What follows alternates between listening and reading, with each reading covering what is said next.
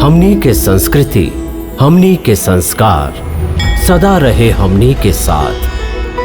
भारत के महान ग्रंथ और काव्य सब के संपूर्ण संकलन सब्सक्राइब करें तिलक।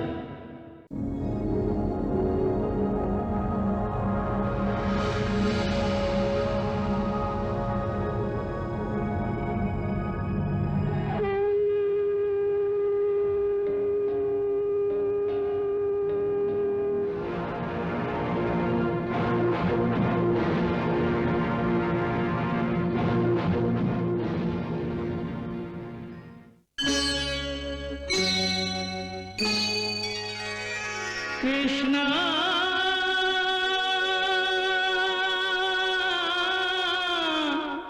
कृष्णा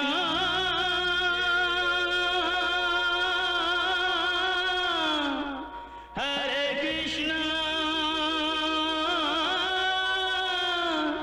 हरे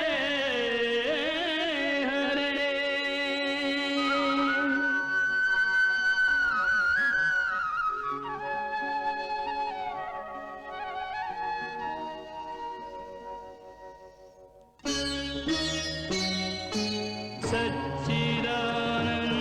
सच्चिदानन्दरूपाय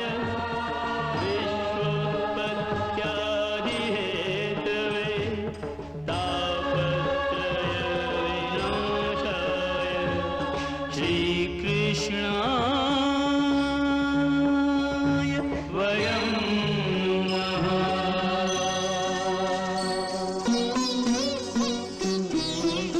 श्रीकृष्ण गोविंद हरे मुरारे, हे नाथ नारायण वासुदेव।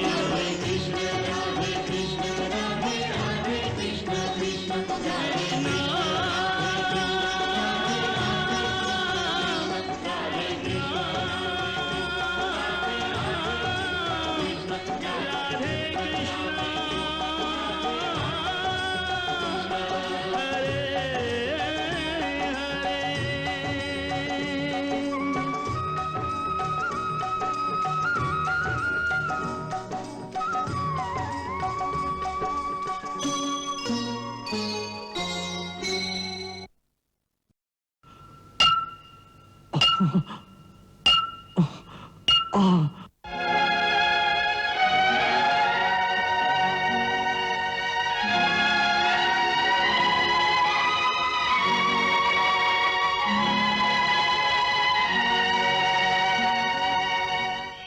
यदि वो कन्या अष्टभुजा दुर्गा के रूप धारण करके ई बात कहलस त एकर अर्थ ही बा कि पहला आकाशवाणी एकदम झूठा ना रहे, मारे वाला त आ ही गइल बा।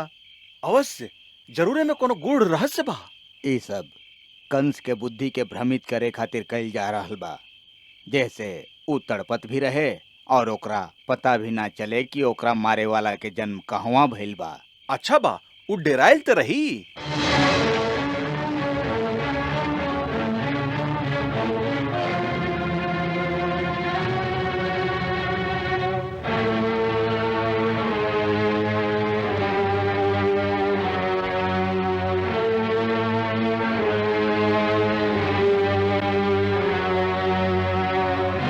एगो आकाशवाणी झूठ हो सकेला, दूसर आकाशवाणी झूठ ना हो सकेला। हम स्वयं वो बालिका के आकाश में अष्टभुजा रूप धारण करत देखली और उहे हमके चेतावनी देलस कि ऊ जे हमके मारे वाला बा ऊ जन्म ले चुकल बा। एकर अर्थ ही बा कि पहला आकाशवाणी भी सच रहे और एकर इहो अर्थ बा कि जरूर हमरा साथे कोनो छल कइल गइल बा, नाता आठवां गर्भ में कन्या कैसे आ सकत रहे। और यदि हमरा साथे छल कइल गइल बा त एह छल में जरूर हमार कोनो आदमी सहायता कैले हुई। ऐसे सबसे पहले हमारी आज्ञा बा ये कन्या जन्म के ओह रात में जे भी कारागार में पहरा देत रहे ओ सबन के आजे हाथी के पैर के नीचे सगरी प्रजा के सामने कुचल दिहल जाए। जिससे हमार सब सेवकन के ई पता हो जाए कि महाराज कंस के साथे विश्वासघात करे के का फल होखेला। महाबली धेनुक, ई काम तो के आजे संपन्न करे के होई। जे आज्ञा महाराज।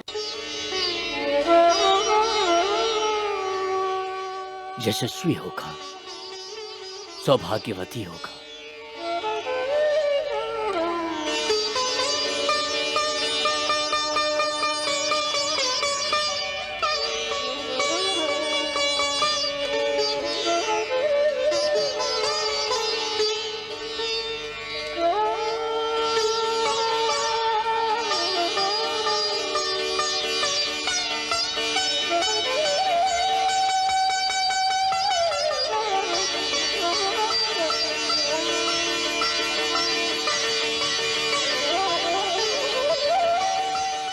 वसुदेव, तोहरा ऐसन बेटा और देवकी असन पुत्र वधु पाके हम धन्य हो गईली।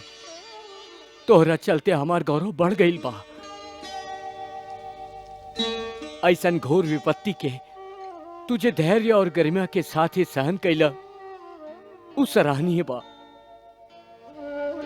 अपन धर्म पर दृढ़ रह के तू अपन संतान के बलि देके भी अपन सत्य वचन के जैसे पालन कैला। ओके देख के स्वर्ग में हमार पुरखन भी गर्व से सिर उठा के चलत हुई हैं। बेटा, तू कुल के नाम उज्जवल करके अपन पितृ ऋण चुका देला।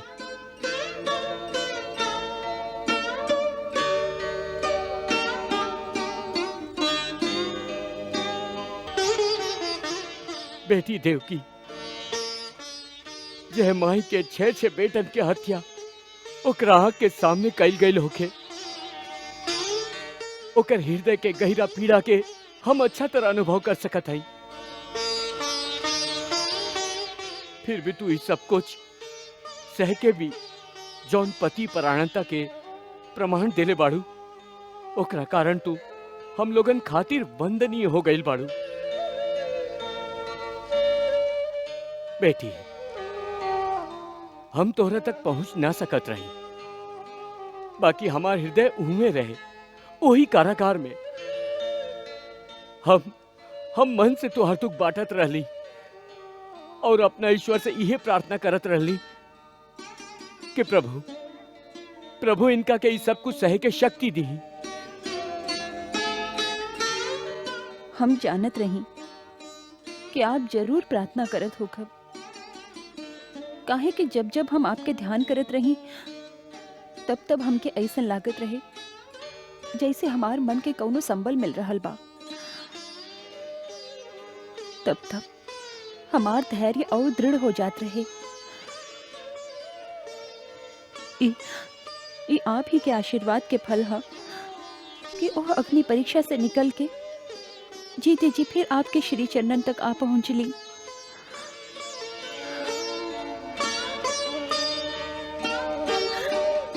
पिताजी, भगवान तो आपके बात सुनेलन। उनसे कहीं कि कौनो माता के ओ न देखे के पड़े जे हमके देखे के पड़ल।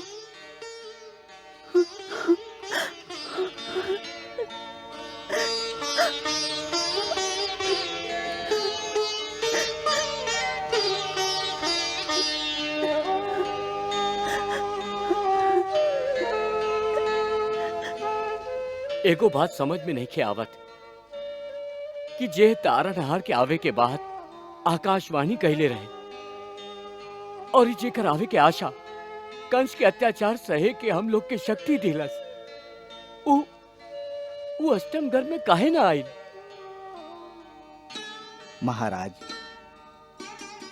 यह प्रश्न प्रजा के मन में भी बार बार उठ रहल बा। बाकी ओकरा साथ ही ओ 8वां गर्भ से जन्मल ऊ बालिका के चमत्कार के बाद सुनीला त ऐसन लागेला कि एकरा पीछे दैवी शक्ति के कोनो गूढ़ योजना बनल बा।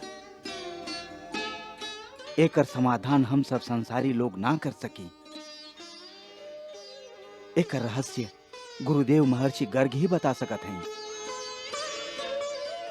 जैसे कि वहाँ के हमके ई रहस्य बतौले रही कि 7वां बालक के समय भौजी के गर्भपात काहे हो गई रहे।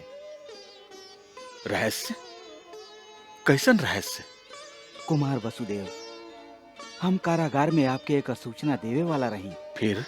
बाकी वही घड़ी वहाँ के हमके आपके बतावे से मना कैले रही। लेकिन का है? वहाँ के कहले रही कि उचित समय आवे पर वहाँ के आपके सब कुछ बता दिए। हमके विश्वास बा कि भोरे जब हम लोग वहाँ के दर्शन खातिर जाई तो वहाँ के आपके सब कुछ बता दिए। हम तो इतना कह सकत हैं कि वो गर्भपात ना रहे, एगो दैवी चमत्कार रहे।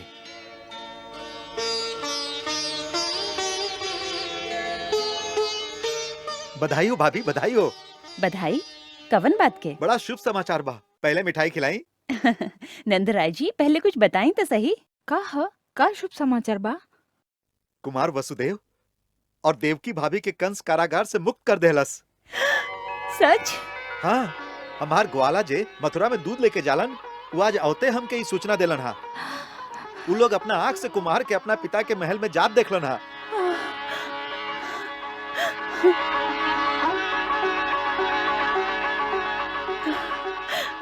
प्रभु, तोहार कोटि कोटि धन्यवाद, कोटि कोटि धन्यवाद। ई सब देवी माई की कृपा है। हे देवी माई, हम तोहरा नाम पर 100 गाय दान करे के संकल्प करत हई।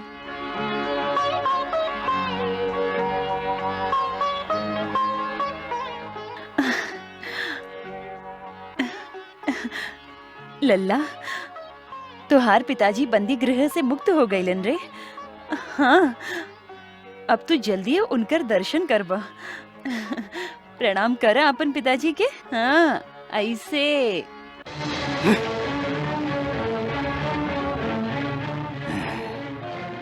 प्रलंब, केशिन, अरिष्ट और चाणूर। जी महाराज। देवी के कथन से ये बात सिद्ध हो गई बा कि देवता लोग हमके मारे के कौनो योजना बनौले बड़न। हमार गुप्तचरण के कहना बा कि सगरे नगर में यह बात के चर्चा बा कि हमके मारे वाला जन्म ले चुकल बा। हमार शत्रु लोग ये बात के फैलौले हुई हैं। वो समझत पाड़न कि यह बात से हम भयभीत हो जाए। बाकी वो नईखन जानत कि संकट आवे पर कंस के शक्ति दुगुना हो जाला। ये सब देवता हमार वीरता से डेराइल बाड़न, बाकी हम इनका के कुछ ना गिनीला। देवता के राजा इंद्र अल्पवीर्य बाड़न, बाकी रहलन 3 गो। एक तपस्वी ब्रह्मा, दूसर बनवासी शिव और तीसर मायावी विष्णु। ए में से केहू भी समर भूमि में हमरा सामने आके हमरा से युद्ध करे के क्षमता ना रखस। इनका से डेराए के हमके कोनो आवश्यकता नहीं खे। फिर भी राजनीति ही कहेला कि शत्रु चाहे निर्बल भी होखे, ओकर उपेक्षा ना करे के चाहिए। ओकरा के जड़ से उखाड़ के फेंक देवे के चाहिए। आप एकदम सत्य कहते हैं महाराज। शत्रु की उपेक्षा कबो न करे के चाहिए। जैसे शरीर में रोग हो जाए और ओकर चिकित्सा ना कल जाए तो वो ऐसन जड़ जमा लेवेला कि वो असाध्य हो जाला। वैसे ही शत्रु के यदि ढील दिहल जाए तो वो अपन पांव जमा लेवेला। ऐसे हम लोगन के जे कुछ भी करे के बा जल्दी करे के हुई। जल्दी ये करे के चाहिए, बाकी का करे के चाहिए? हमरा विचार में सबसे पहला काम हम लोगन के ई करे के चाहिए कि बड़ा बड़ा नगर में, छोट छोट गांव में, यादवन के बस्ती में, मथुरा वासिन के महलन में, चाहे वन के झोपड़ियन में, जहां जहां भी पिछला 10 दिन में जे भी बच्चा पैदा भइल होखे वो सबके मार डाले के चाहिए। हाँ, हाँ, सबके मार डाले के चाहिए। 10 दिन के चक्कर में मत पड़ी चाणूर जी। हम तो कहता ही पिछला 2 महीना में जितना लड़का जन्म ले होके वो सबके मार दिहल जाए। हाँ, इहो ठीक बा। सुन ला तू सेनापति, हमरा राज्य में 2 महीना से कम आयु वाला कोनो लड़का जीवित ना रहे के चाहिए। जे आ गया महाराज। कहीं भी यज्ञ के अग्नि ना जरे, पूजा के घंटी ना बजे, वेद मंत्र के ध्वनि और इन नन्हा बालक के आवाज सुनाई ना देवे, सुनाई देवे त खाली रुदन, पंडितन के, तपस्वियन के और मरल लइकन के, माई सबके रुदन रुदन। षष्ठीदेव्यै नमः। ॐ अश्मा भव परशुर्भव।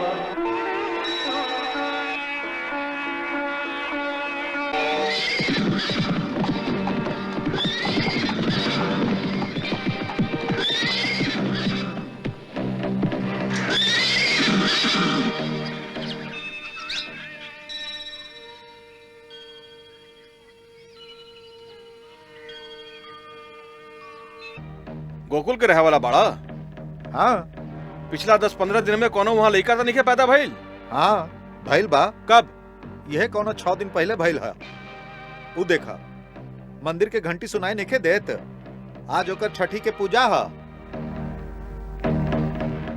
आज ओकर छठी है तो छठी के दूध ही ओकर अंतिम भोजन होई। चला ओकर खेल खत्म कर दिया जाए। का कहत बाड़ा? तू लोग सुनला ना, महाराज की आज्ञा बा कि राज्य में पैदा होके वाला हर नवजात शिशु के हत्या कर दिया जाए। का कहला? लइकन के हत्या करे आइल बड़ा? ओ पर हमार गोकुल के राजकुमार के? यदि ऐसन बात करबा तो इहवा से जिंदा न जाइबा। आवा।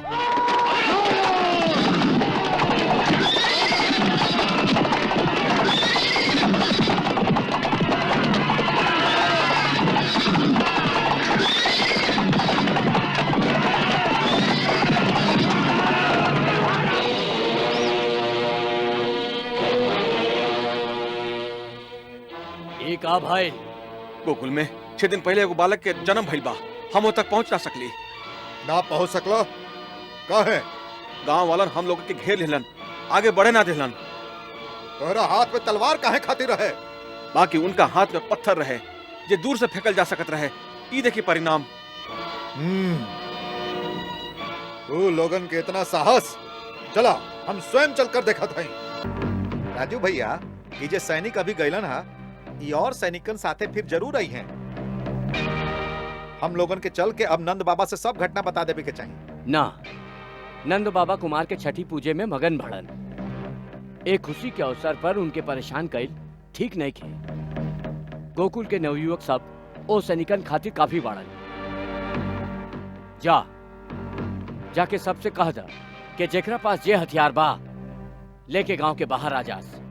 जा और सुना, ये सब काम कुछ ऐसे होखे कि नंद बाबा के उत्सव में कोनो विघ्न ना पड़े। ॐ षष्ठीदेव्यै नमः। ॐ षष्ठीदेव्यै नमः। ॐ षष्ठीदेव्यै नमः।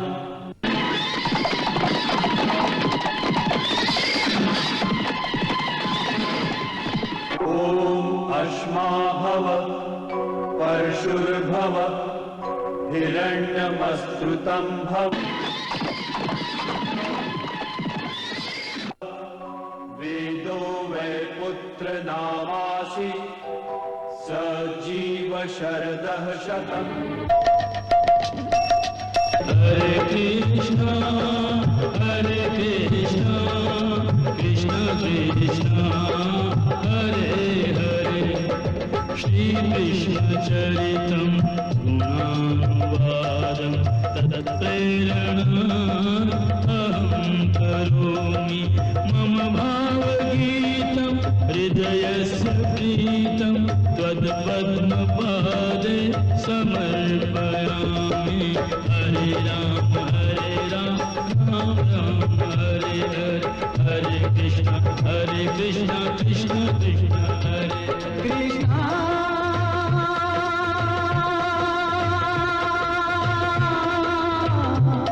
कृष्ण